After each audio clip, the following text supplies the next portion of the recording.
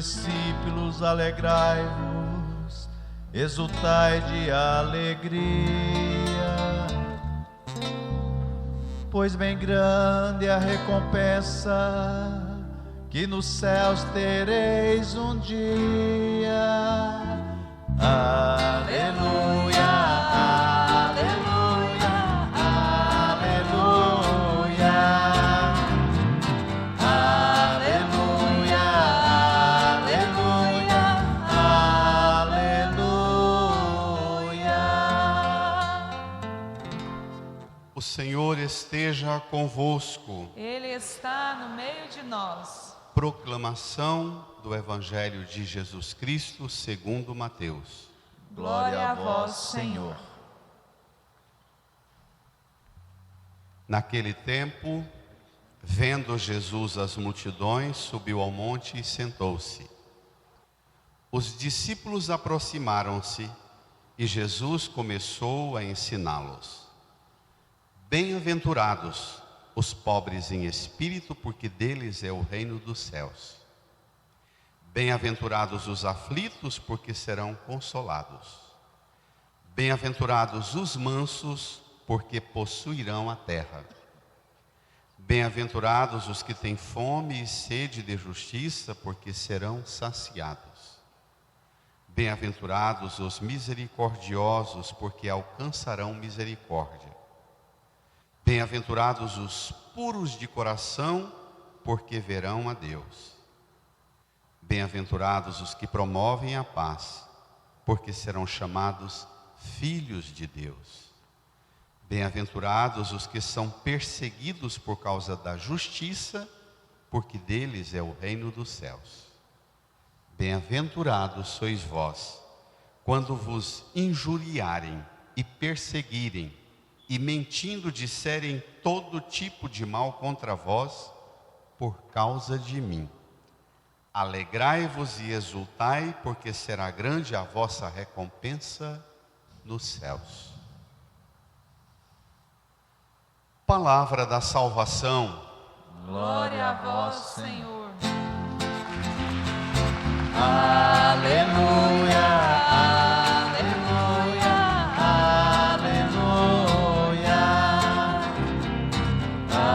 aleluia, aleluia, aleluia.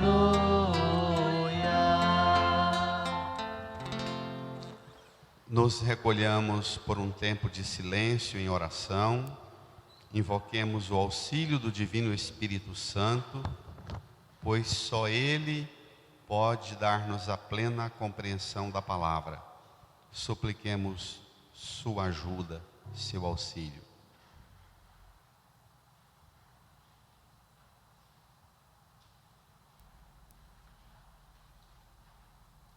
Amém. Irmãs e irmãos, nós estamos caminhando com Jesus através do Evangelho de Mateus, que faz um relato muito catequético. O padre João Deiber, Monsenhor João Deiber, que aqui trabalhou mais de 50 anos, nosso professor de Bíblia, ele gosta sempre de repetir que o Evangelho de Mateus é uma espécie de manual de catequese, de instrução catequética. Tem uma estrutura muito, mas muito lógica. Domingo passado, Jesus, na sua primeira pregação, com uma frase resumiu o conteúdo do resto do Evangelho inteiro. Convertei-vos, porque o reino dos céus está próximo. Ponto. Daquela cena, fez as pregações, no final da pregação chamou os apóstolos, constituiu os primeiros discípulos seus, fundou a Santa Igreja e continuou sua caminhada. Hoje nós avançamos um pouco mais. Hoje, em 9 sentenças, Jesus inicia um discurso chamado de o Sermão da Montanha, um longo discurso do capítulo 5, 6 e 7. Eu não tenho tido muito sucesso com as minhas recomendações de leitura, mas vou, água mole em pedra dura, quem sabe, não é? Vou ousar recomendar de novo. Daqui até a quarta-feira de cinzas, mesmo no carnaval, tempo tranquilo que você tiver, passe essas próximas 3 semanas lendo o Sermão da Montanha, os capítulos 5, 6 e 7 de Mateus. Hoje, o que a gente viu, e vai continuar meditando agora, é uma espécie de índice, 9 temas que Jesus vai tratar ao longo do Sermão da Montanha. E depois do Sermão da Montanha, desenrolam uma quantidade enorme de acontecimentos, milagres e ensinos que vão explicitar aquela primeira frase, convertei-vos e crede no Evangelho, o Sermão da Montanha até o final do Evangelho. É bem catequético. Portanto, preciso de dar 2 notas. Mateus, que escreveu esse Evangelho, ele vivia numa região em que as pessoas que participavam das comunidades com as quais ele trabalhava e lidava, eram pessoas que vinham com uma base forte do ambiente judaico, com uma formação rigorosa nos ensinos do Antigo Testamento. Aquela regra, aquela sentença muito estreita dos 10 mandamentos, do santuário de Jerusalém, das práticas e do cumprimento da religião no rigor do Antigo Testamento. Então, como é que as pessoas que vinham daquele rigor do Antigo Testamento acolhiam a novidade de Jesus Cristo? Havia muito conflito, não era tranquilo não, como também hoje não é. As pessoas entram na Igreja Católica influenciadas pela experiência que elas trazem das famílias, da cultura, do que ouvem, das músicas, do que escutam, e às vezes têm dificuldade de acolher a doutrina da igreja por aquilo que trazem. Mateus enfrentou isso. Quebrou não. Mateus enfrentou isso. Então, ele vai escrever o evangelho dele numa estrutura que, para quem escutava, estava muito claro as comparações que Mateus fazia. No evangelho de Mateus, o tempo inteiro, do capítulo 13 domingo passado, 4, até o capítulo 28, constantemente, ou Jesus ou o evangelista diz que isso aconteceu para se cumprir a Escritura. Isso aconteceu para se cumprir a Escritura. Então, quem ouvia, sabia do Antigo Testamento, não era ignorante. Hoje tem gente que escuta a pregação, escuta o Evangelho e não tem noção do Antigo Testamento. A comunidade para quem Mateus escreveu o Evangelho dele tinha absoluta dependência da compreensão rigorosa do Antigo Testamento. Então, as imagens, os símbolos que Mateus usa para descrever os feitos de Jesus, ajudam você a entender o Antigo Testamento também. Vamos lá? Tome comigo. Ajuda inclusive o pagão, os que vinham das religiões pagãs e entravam na comunidade e tinham muitos conflitos com os vindos do ambiente judaico. Pronto. Portanto, feita essa nota, lá vem o texto.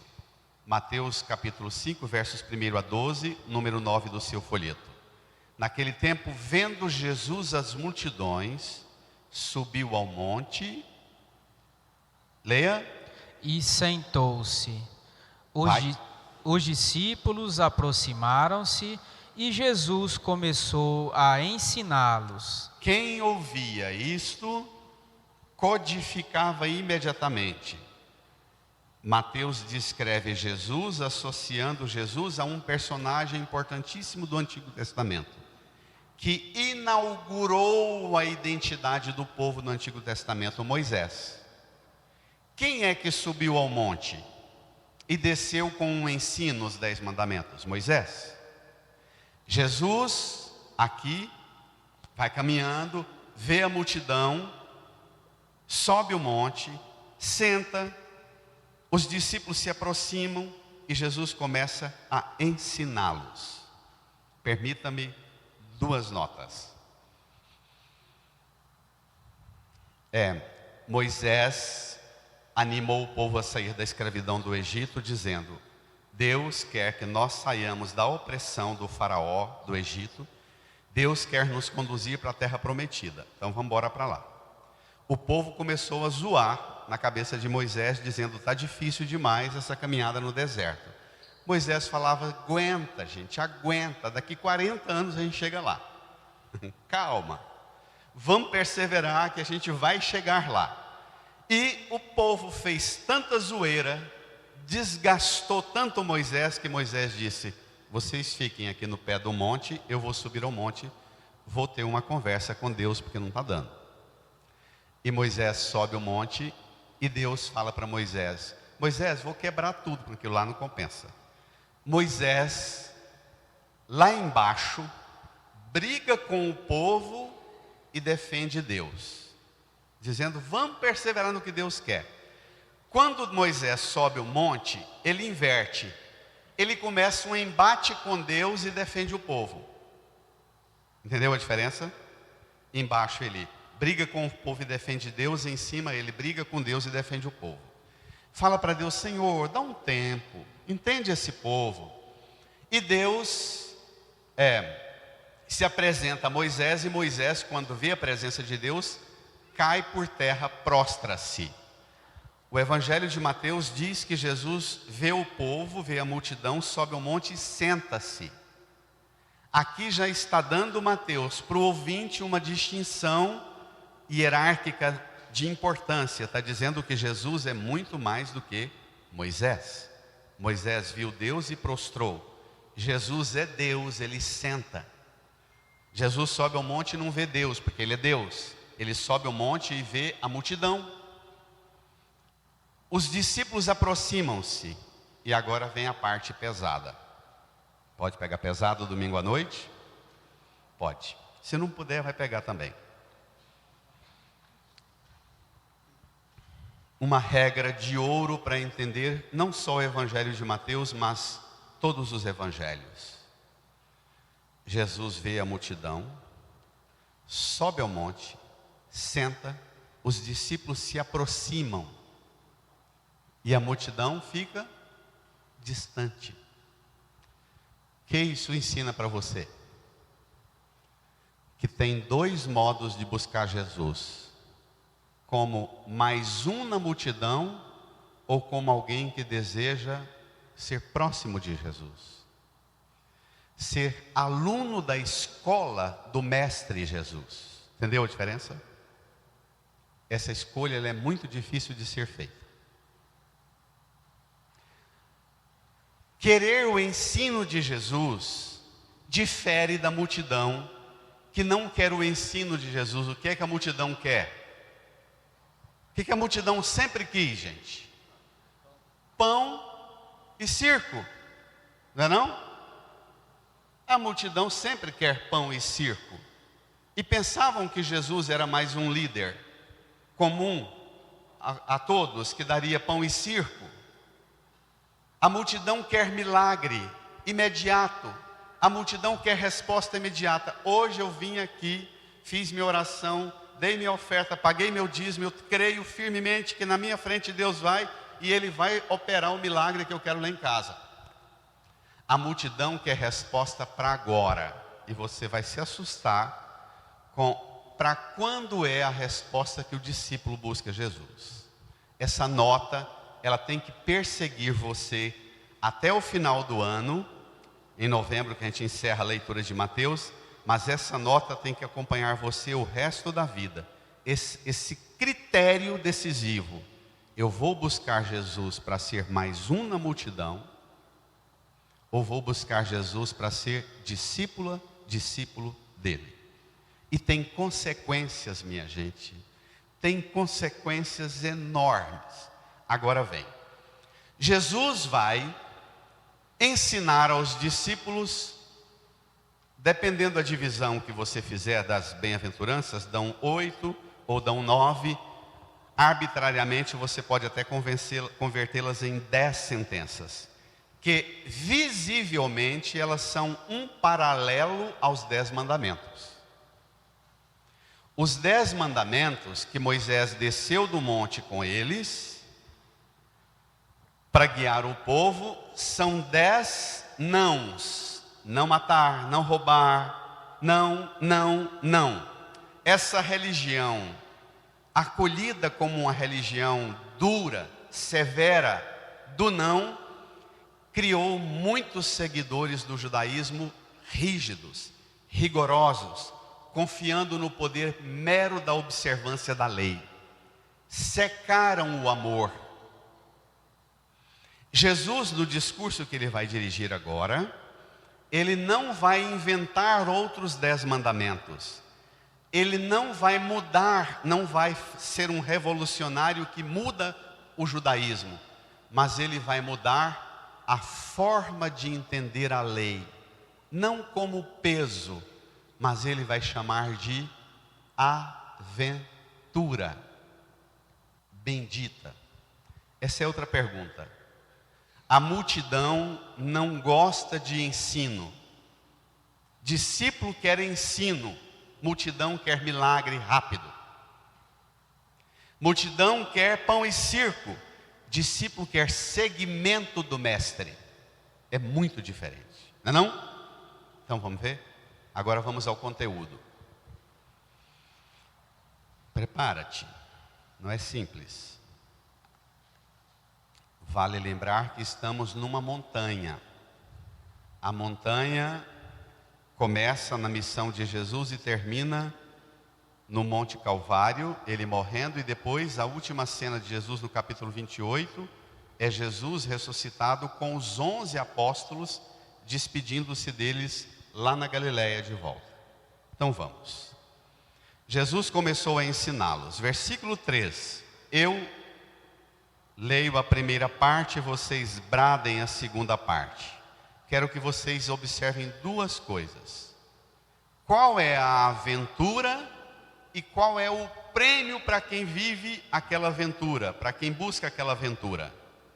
Bem-aventurados os pobres em espírito, porque deles é o reino dos céus. Bem-aventurados os aflitos, porque serão consolados. Bem-aventurados os mansos, porque possuirão a terra. Bem-aventurados os que têm fome e sede de justiça, porque serão saciados. Bem-aventurados os misericordiosos, porque alcançarão misericórdia. Bem-aventurados os puros de coração, porque verão a Deus. Bem-aventurados os que promovem a paz, porque serão chamados filhos de Deus. Bem-aventurados os que são perseguidos por causa da justiça, porque deles é o reino dos céus. Bem-aventurados sois vós, quando vos injuriarem e perseguirem e mentindo disserem todo tipo de mal contra vós. Bradem. Por causa de mim. Brada. Alegrai-vos e exultai, porque será grande a vossa recompensa nos céus. A recompensa é onde? Nos céus. Onde? Céus. A de Moisés era onde? Na terra prometida. Tem diferença? Tem? De pão e circo para o céu. A massa, a multidão procura Deus para as coisas. E aqui, quando a gente fala pão e circo de forma jocosa, irônica, não é necessariamente ruim ter pão e circo. A satisfação das necessidades, o alimento e a alegria, não é? Deveria ser uma bênção, uma graça para todo mundo. Todo mundo tem que ter direito a alimento saudável e a alegria na vida. O problema é quando você transforma a alegria que você recebe e a satisfação das suas necessidades, quando você transforma isso em moeda de troca para alguém que te domina. Tem diferença? Quando a gente tem uma demanda de investimento pesado numa estrutura política que põe a massa dentro de casa, ganhando um benefício em situação de crise é fundamental. Mas passa ano, entra ano, passa ano, entra ano, e a multidão está em casa, recebendo um benefício, porque a multidão foi reduzida a mero consumidor. O mercadinho lá do bairro está aberto, com a quinquilharia dos restos da indústria do alimento, que vai para lá, consome aquilo e você fica parado, recebendo para ser mero consumidor. Não é isso não? Não é não? Nós barateamos tanto o trem, que nós não merecemos nem pão e circo. Tão ruim que nós chegamos. Nós estamos bem pior do que o povo que seguiu Moisés. Nós chegamos a uma sociedade em que a gente transforma a necessidade em moeda de troca. E isso é escravidão. Deus não fez a gente, não projetou a gente para uma sociedade de escravidão. Foi para isso que Ele tirou do Egito. Agora a gente vem para a terra prometida, para a terra Brasil, para criar uma estrutura de manutenção da miséria e de um controle de descobrir qual é a sua distração, o circo, qual é a sua necessidade, o pão, e a gente controla você. Jesus convida você a uma aventura maior do que esta. E esta aventura, minha gente, passa por uma experiência estranha. Bento XVI diz que o paradoxo que ficar na sua cabeça nas bem-aventuranças, a contradição que ficaram, o desconforto que soar e achar que trem estranho, não está claro isso aqui não? Bento XVI diz: fique meia hora, 1 hora por dia diante da cruz, que a cruz silenciosamente lhe explicará e limpará você das confusões dos paradoxos. Isso é maravilhoso. Por quê? Porque essas 9 bem-aventuranças, elas estão falando primeiro não de nós, não de você, não dos apóstolos, mas essas 9 bem-aventuranças estão apresentando para nós Cristo. Ele é por excelência o pobre de espírito, em espírito, pobre em espírito. Ele é por excelência o aflito, o manso, o que tem fome e sede de justiça, o misericordioso, o puro de coração, o promotor da paz, o perseguido por causa da justiça, o injuriado, caluniado e maltratado por causa do nome de Deus. É Ele. O discípulo, a discípula de Jesus, que não quer ser mais um na multidão, não quer viver um cristianismo e uma religião de massa, atrás de milagre ou de pão e circo, esse deve fazer um caminho de todos os domingos. Quando você vai à Santa Missa, você para tudo e sobe a montanha com Jesus. A Santa Missa é uma oportunidade que Jesus te dá para subir a montanha com Ele e receber dele o ensino para te capacitar e qualificar para uma aventura. Aventura que Ele mesmo viveu. E aqui vem o paradoxo. O paradoxo é: como é que eu vou ter o reino do céu, ser consolado, vou possuir a terra, vou ser saciado, vou alcançar misericórdia, vou ver Deus, vou ser chamado filho de Deus? Como é que eu vou ter o reino dos céus? Diz João Paulo II, diz Bento XVI e diz o Santo Padre, o Papa Francisco: o Evangelho é estranho. Porque no Evangelho, olha a cena, você sobe o monte com Jesus, exatamente, precisamente quando você desce. Isso é um paradoxo. Ser pobre em espírito, ser manso, ser aflito, ser promotor da paz, ter fome e sede de justiça, é tudo descer, não é? É sair do conforto da vida.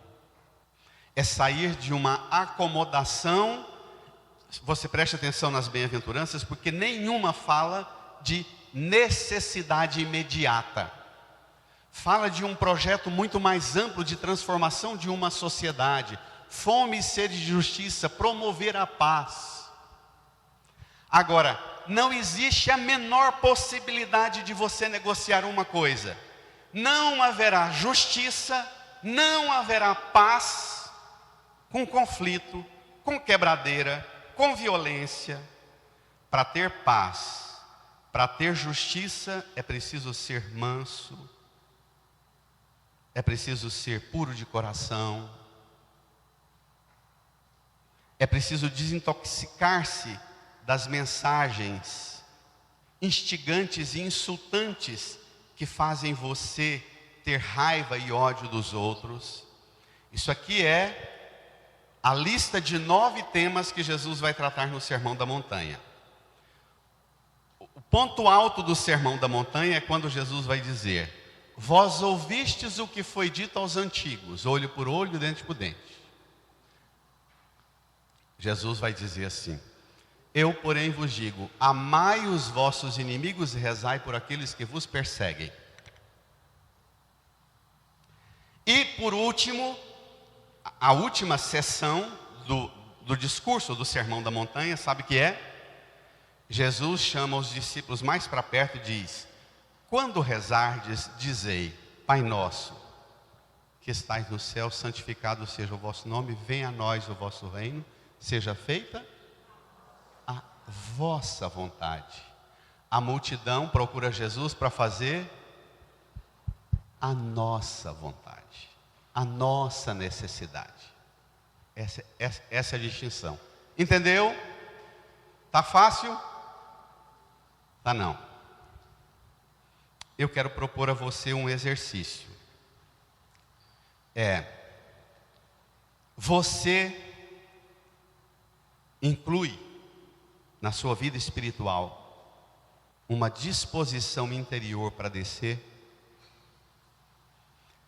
Preste atenção que várias sentenças das bem-aventuranças se tornaram xingatório. Quando você quer ofender alguém, você diz: você é pobre. Além de ser pobre, é pobre em espírito. Mas você é manso, hein? Nossa, você é ingênuo demais, purinho de coração demais. Quando a gente quer ofender alguém, a gente usa as bem-aventuranças para ofender a pessoa. Olha onde nós chegamos. É por isso que a gente transforma o cristianismo numa religião de mercado, numa religião de indústria de manipulação das massas, porque a manipulação das massas não conduz à conversão. A manipulação das massas conduz a massa pede o mínimo, diz Bento XVI, e o diabo é assim, ele sabe de que você precisa do mínimo, ele te promete tudo, ele não te dá nada e ele te arranca tudo. Exatamente porque ele entra na sua vida cutucando o mínimo no que está vivendo. Então, as bem-aventuranças, diferente dos 10 mandamentos, é a mesma linguagem para as crianças, para os adolescentes, para os jovens meninos. Olhar para Jesus não no olho pesado das proibições, não pode, não matar, não roubar, não desejar, não cobiçar. Para cada não do Antigo Testamento, em Jesus você encontra infinitos sims. E ele chama isso de bem-aventurança. Como nós transformamos o cristianismo numa religião de peso, de doutrina, de regra, de proibição, e não damos conta de entender o cristianismo como uma boa, uma bendita aventura. Se você ainda não sabe o que é a bem-aventurança, termina comigo em Paulo, segunda leitura. Não precisa nem de muita explicação, pegue lá.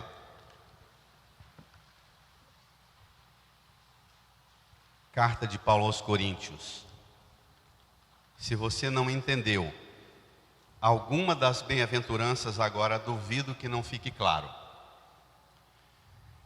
Considerai vós mesmos, irmãos, como fostes chamados por Deus. Você considera como é que você foi chamado por Deus? Qual é o critério que Deus usou para te chamar para perto dele? Diz Paulo: pois entre vós não há. Agora pode ser que você ache humilhante escutar Paulo dizer isso para nós. Entre vós não há. Leia. Muitos sábios de sabedoria humana, Nem. muitos poderosos, Nem. muitos nobres. Na verdade, Deus escolheu o que o mundo considera como estúpido para... Assim confundir os sábios. Deus escolheu o que o mundo considera como fraco para... Assim confundir o que é forte. Deus escolheu o que o mundo, o que para o mundo é sem importância e desprezado, o que não tem nenhuma serventia, brada para... Assim mostrar a inutilidade do que é considerado importante, para que ninguém possa gloriar-se diante dele. Espere lá. Você está do lado do que o mundo considera como estúpido, fraco, desprezado, sem importância, sem nenhuma serventia? Ou você está do lado do que o mundo considera sábio, forte, importante? De que lado você está? Você está na lista do mundo ou na lista de Deus? Esse discernimento, ele é tão fino, mas ele é tão desafiador, que na maior das vezes as pessoas preferem, sabe o quê? Vamos parar de refletir, esse trem está pesado, vamos rezar. E aí pede, e não tem metanoia, não tem mudança aqui. Lembra que bem-aventuranças é mudar a mentalidade para mudar a meta. E a meta de Jesus é o céu. O imediato de Jesus para você é capacitar e qualificar você para que você queira o céu. Incline a sua cabeça, feche os olhos, peça para Jesus colocar no seu coração. Talvez você nem experimenta isso, ou até estranhamente tenha medo de querer o céu, de desejar o céu. Peça a Jesus a graça de pôr no seu coração um anseio de Deus, do céu, um anseio e um desejo de viver uma religião de discípulo e discípulo, próximo a Jesus, que escuta, que aprende, que segue, não até a terra prometida, mas até o céu. Fale com Ele. Conheço um coração tão manso, humilde e sereno, que louva ao Pai por revelar seu nome aos pequenos, que tem o dom de amar, que sabe perdoar, que deu a vida para nos salvar. Jesus, manda teu Espírito para transformar meu coração. Jesus, manda teu Espírito para transformar meu coração. Às vezes no meu peito bate um coração de Às pedra. vezes no meu peito Canta. bate um coração de pedra, Magoado, magoado estado frio sem vida, aqui dentro ele me aperta. Não quer saber de amar. Não quer saber de amar. Não sabe perdoar. Nem sabe perdoar. Quer tudo e não sabe partilhar. Quer tudo e não sabe partilhar. As vozes, Jesus, Jesus, manda teu Espírito para transformar meu coração. firma Jesus. Jesus, manda teu Espírito para transformar meu As coração. vozes, os instrumentos, lava, purifica e renova-me de novo. Lava, purifica e restaura-me de novo. Serás o nosso Deus. Serás o nosso Deus. E nós seremos o seu E povo. nós seremos o teu povo. Derrama sobre nós Derrama sobre a água do nós amor. a água do amor. O Espírito de Deus, nosso Senhor. Fique em pé, estenda a mão para a cruz. Jesus, manda teu Espírito para transformar meu coração.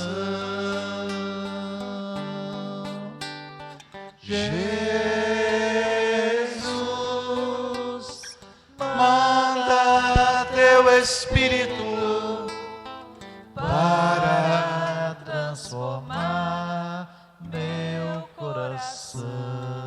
Estenda a mão aqui para a cruz de Jesus.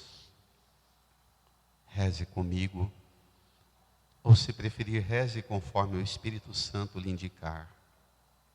Senhor Jesus, Senhor Jesus, o Senhor é verdadeiramente o Senhor é verdadeiramente o bem-aventurado o bem-aventurado do reino do Pai. do reino do Pai. Na cruz, Na cruz, no alto do Calvário, no alto do Calvário, o Senhor derramou para nós o Senhor derramou para nós todas as graças, todas as graças, bênçãos, benefícios benefícios que nós que necessitamos nós necessitamos para sermos também para sermos também bem-aventurados do reino. bem-aventurados do Reino. Senhor Jesus, Senhor Jesus, por seu sangue derramado, por seu sangue derramado, capacita-me, capacita-me, qualifica-me qualifica-me como a um discípulo. como a um discípulo. Ajuda-me a vencer Ajuda-me a vencer todos os obstáculos todos os obstáculos que me impedem te seguir, que me impedem de seguir, que me faz querer, que me faz querer, que me tenta que me tenta a ficar na multidão. a ficar na multidão. Chama-me, Jesus. Chama-me, Jesus. Quero ser discípulo, Quero ser discípulo, como aqueles que o Senhor chama. como aqueles que o Senhor chama. Põe a mão no seu coração, incline a sua cabeça, faça uma oração agradecendo a Jesus, porque Ele te chamou, Ele te chama, Ele te capacita, te qualifica para ser uma bem-aventurada, um bem-aventurado das coisas do reino dos céus. Fale para Ele que você agradece, reconhece e deseja fortemente esse segmento.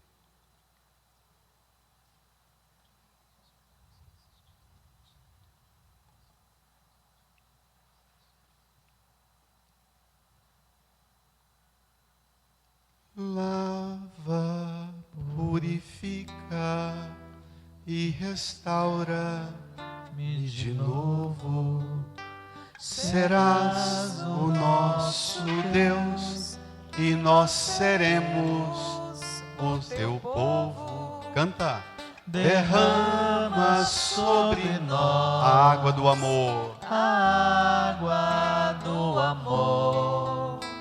O Espírito de Deus, nosso Senhor Jesus. Brada. Jesus, Manda teu Espírito para transformar meu coração.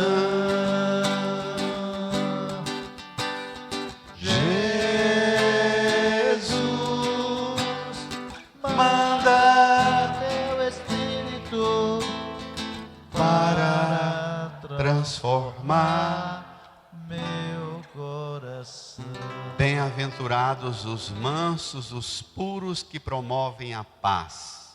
Promova a paz, dirigindo a quem está do seu lado, dando um abraço bem forte de perdão, de paz, de reconciliação. Saudai-vos. Quero te dar a paz do meu Senhor, com muito amor. Eu quero te dar a paz do meu Senhor, com muito amor. Na flor vejo manifestar O poder da criação, nos seus lábios eu vejo estar um sorriso de um irmão. Toda vez que eu te abraço e aperto a sua mão, sinto um forte poder do amor dentro do meu coração. Brada, igreja, quero te dar a paz do meu Senhor. muito amor. Eu quero Te dar a paz. te dar a paz do meu Senhor. Levanta a mão, Muito amor. levanta a mão bem alto. Levanta a mão, fecha os olhos e manda a paz para sua casa, para sua família. Quero Te dar a paz do meu Senhor. Manda a paz para quem não ama Com você, muito amor. para quem não te ama. Manda a paz também Quero para quem te ofende, te para dar quem a você ofende. Manda a paz do meu Senhor. para quem você não entende, não aceita. Mande a paz. Mande a paz para o mundo. Quero Te dar a paz do meu Senhor. Com muito. Uma salva de palmas, um grito de alegria.